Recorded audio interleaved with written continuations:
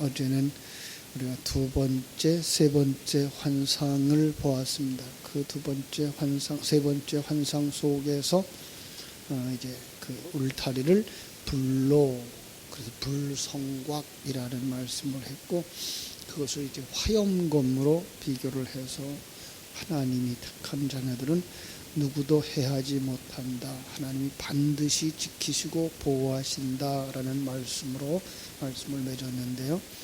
오늘 거기에 대한 이제 해석의 부분들이죠. 오라 너희는 북방 땅에서 도피할지어다. 지금 그들이 예루살렘에 들어와 있어요. 예루살렘에 들어와서 성전을 건축하는데 성전 건축이 중단되어지고 자기 집들을 지었단 말이죠. 그래서 저는 그 자기 집을 이제 신전으로 비교를 하면서 성전을 짓는 하나님의 백성들이 자신이 하나님의 성전인 것을 깨달아 알지 못하고 자기 완성의 길로 가지 아니할 때 그것은 성전이 중단된 것이고 신전이 짓는 모습이다라고 말씀을 드렸습니다. 오늘은 그걸 갖다가 너희들은 지금 북방에 속한 자들이다라고 말하고 있는 모습을 볼 수가 있습니다. 그 성경 속에서 동서남북의 개념이 그렇다고 그랬죠. 동쪽은 타락한 자들이 가는 곳. 그래서 타락한 곳에서부터 구원의 길은 동쪽에서 서쪽으로 들어가는 길로 그림으로 그려지고요. 남쪽은 바로 구원받은 하나님의 백성들이 그 구원의 과정, 연단받는 곳이라고 볼 것이고, 북쪽은 바로 사단의 동네, 타락한 지역 이렇게 표시한다 그랬습니다. 그래서 타락한 그 자리에 있는 자들을 향하여서 돌아오라고, 그러려면 어떻게 돼요? 거기서 떠나야 되죠. 그걸 북방 땅에서 도피할지니라, 거기서 떨어져 나오라는 거죠.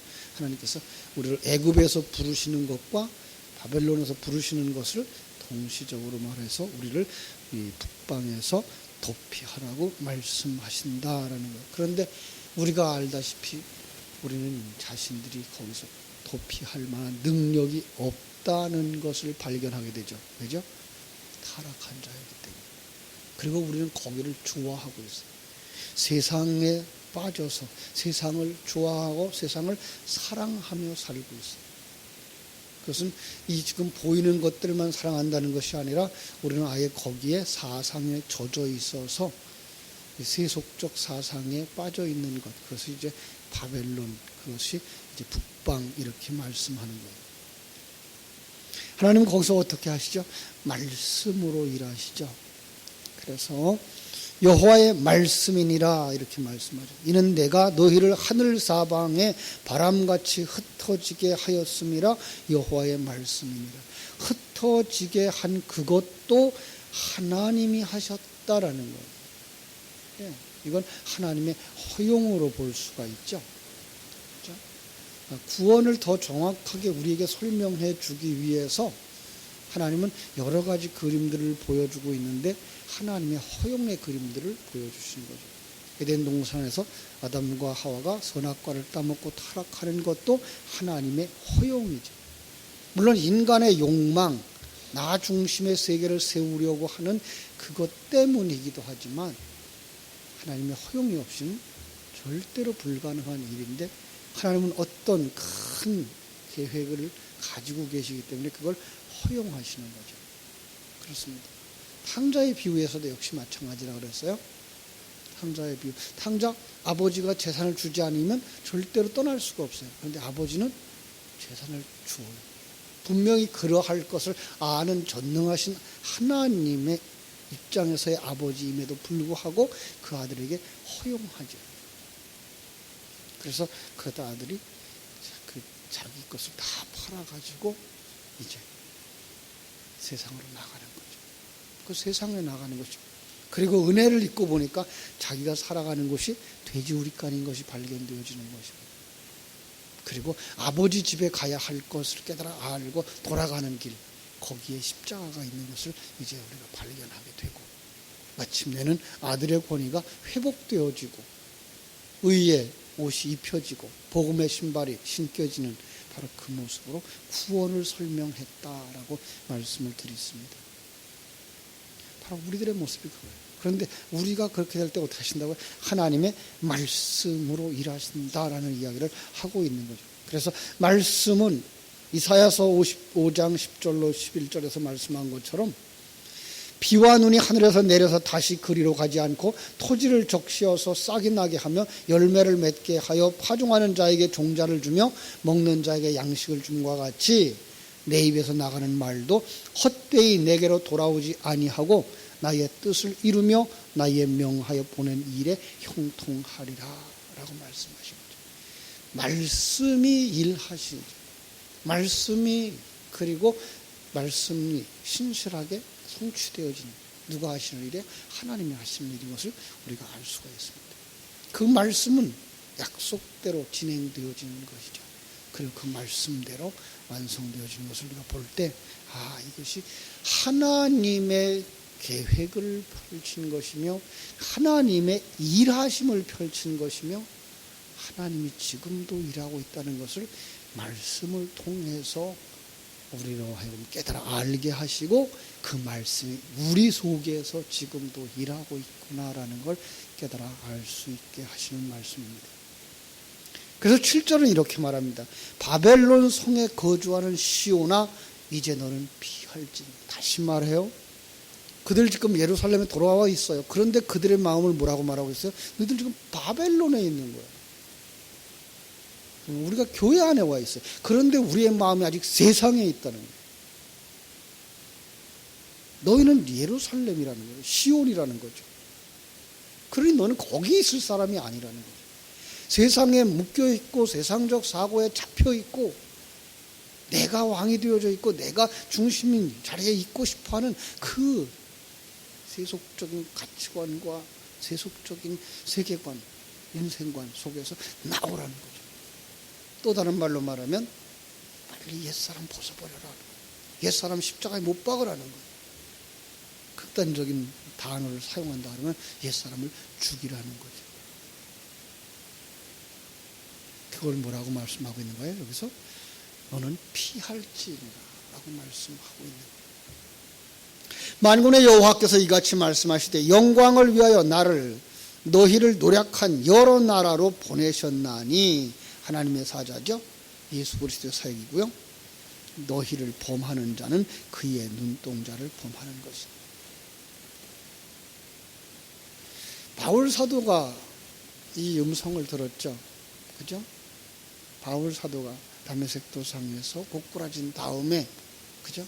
하나님의 음성을 들어서 사울아 사울아 네가 왜 나를 핍박하는 그죠? 바로 하나님을 알지 못하고 하나님의 나라들을 알지 못하고 그를 핍박하거나 그를 해하는 자들은 주님의 눈동자를 범하는 자. 우리가 누구예요 그럼? 주님의 눈동자라는 거예요. 내가 손을 그들 위에 움직인즉 그들이 자기를 섬기던 자들에게 노략거리가 되리라 하셨나니 너희가 만군의 여호와께서 나를 보내신 줄을 알리라. 그러니까 우리가 이 세상 속에서 이스라엘 백성들로 얘기하죠. 이스라엘 백성들이 지금 바벨론에서 잡혀갔던 일들, 바벨론에서 돌아오는 그 일들, 성전을 짓다가 멈춘 일들, 그리고 다시 성전을 재건하는 그 일들을 통해서 뭘 보았다는 거예요? 여호와께서 하나님이신 것을 너희로 알게 하리라. 그 언약의 하나님, 신실하신 하나님, 그분이 너희의 신. 더 정확하게 말하면 그분이 나를 보내셨고 나와 함께 하시고 나를 만드셔서 하나님 나라로 돌아가게 하는, 바벨론에서부터 나와서 시온으로 돌아가게 하는. 그런데 너희가 지금 시온이라는 거예요. 너희가 있는 곳이 지금 바벨론이라는 거예요. 장소적 개념이 아니죠. 바로 우리의 마음, 우리의 옛사람이 살아있는 그 모습, 그래서 자기 신전을 짓고 있는 그 모습을 향해서 지금 지탄하고 있는 모습, 거기서 나오라는 거죠.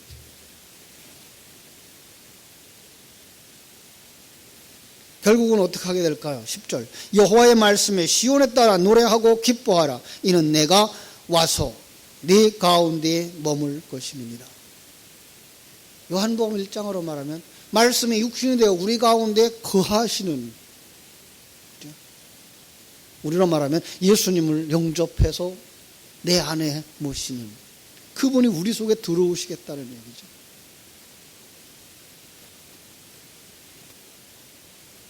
어떻게 된다고요? 그게 그분이 들어와서 내 안에 머물게 될 때 우리는 찬송하게 된다는 거예요. 노래하게 된다는 거예요. 기뻐하게 된다는 거예요. 그분이 누군지를 알 때, 그분의 가치를 알 때, 그분의 일하심을 알 때, 그분이 우리를 이끌고 가는 곳이 어딘 줄을 알 때 우리는 노래할 수밖에 없죠. 찬송할 수밖에 없죠. 새 노래로 노래하겠죠. 하나님의 놀라우심을 발견하고 그 하나님의 놀라우심, 내 안에서 일하심을 입술로 고백하는 바로 그 찬송, 오늘 우리 사랑하는 성도님들에게 있게 되기를 주님의 이름으로 축원합니다. 그날에 많은 나라가 여호와께 속하여 내 백성이 될 것이요 나는요 그들의 하나님이 될 것이니라. 이 출애굽기 5장 22절부터 6장 7절에서 주신 말씀이죠.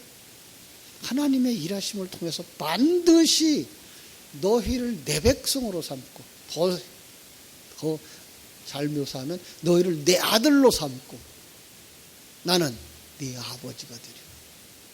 얼마나 놀라운 일이에요. 그 일을 지금 누가 하고 있어요? 하나님이 하고 계십니다.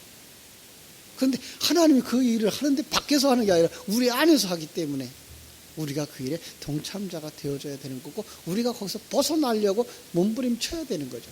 진리와 생명의 말씀을 되새김질하고 하나님의 나라를 바라보는 그 일로 말미암아서 우리는 하나님의 일에 동참자가 되는 거예요.